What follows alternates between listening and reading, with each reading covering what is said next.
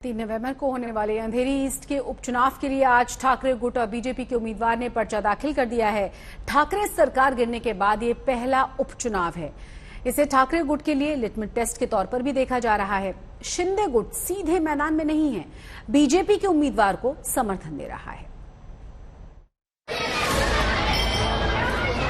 मंदिर में भगवान का आशीर्वाद लेकर नामांकन करने निकली शिवसेना उद्धव बाला साहेब ठाकरे की उम्मीदवार ऋतुजा रमेश लटके के पीछे पीछे जोश से भरे कार्यकर्ताओं की भारी भीड़ थी। मुंबई की अंधेरी सीट से चुनाव मैदान में उतरी लटके को कांग्रेस और एनसीपी ने भी समर्थन दिया है। ऋतुजा लटके के पति रमेश लटके की साल मई में हार्ट अटैक से मौत हो गई थी। वो शिवसेना के विधायक थे। अब ठाकरे गुट ने उनकी पत्नी को टिकट दिया है। ऋतुजा बीएमसी में क्लर्क थी। गुरुवार को ही बॉम्बे हाई कोर्ट के आदेश के बाद बीएमसी ने उनका इस्तीफा मंजूर किया। इलेक्शन की जो प्रोसीजर रहती है वैसे आज हमने फॉर्म भर दिया है और आज से हम हमारे प्रचार की तैयारी और शुरुआत कर रहे हैं। लटके के नामांकन के लिए ठाकरे गुट के बड़े नेता पहुंचे थे। सबने लटके की जीत का भरोसा जताया।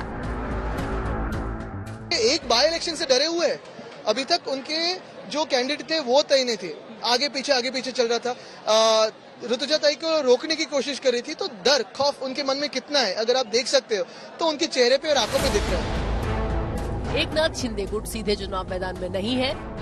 उसने बीजेपी के उम्मीदवार को समर्थन दिया है। बीजेपी ने पूर्व नगर सेवक मुर्जी पटेल को अपना उम्मीदवार बनाया है। इस वक्त हम बीजेपी की इस यात्रा में मौजूद हैं। यहाँ पर आप देख सकते हैं भारी संख्या में लोग आए हुए हैं। ये असेंबली इलेक्शन इसलिए महत्वपूर्ण हो जाता है कि शिवसेना के 2 भाग होने के बाद से ये पहला चुनाव होगा। इस चुनाव चिन्ह में हालांकि एकनाथ शिंदे की पार्टी खुद शामिल नहीं है, लेकिन उनकी युति का जो कैंडिडेट है मुर्जी पटेल, वो इस वक्त पीछे आप देख पाएंगे। मुर्जी पटेल कैंडिडेट हैं बीजेपी की तरफ से, जिसमें महायुति यानी कि एकनाथ शिंदे बाला साहेब से शिवसेना का उसमें सपोर्ट है। मैं भारतीय जनता पार्टी का कार्यकर्ता हूँ और भारतीय जनता पार्टी नेतृत्व और लोकल जो हमारी अंधेरी की यूनिट है पूरी मजबूती के साथ हम मिलकर ये चुनाव लड़ेंगे और भारतीय जनता पार्टी एक प्लेटफॉर्म है। मुझे कोई प्रॉब्लम नहीं है और भारतीय जनता पार्टी यहाँ जीतेगी। 2019 में रमेश लटके की जीत में उस समय बीजेपी का वोट भी शामिल था, जो इस बार कम हो सकता है। साथ में एकनाथ शिंदे गुट के वोट भी कम हो सकते हैं, लेकिन वहीं कांग्रेस और एनसीपी का वोट बैंक रमेश लटके को मिल सकता है। कुल मिलाकर लड़ाई दिलचस्प होने वाली है। मुंबई से मुस्तफा शेख और पारस दामा के साथ आज तक ब्यूरो।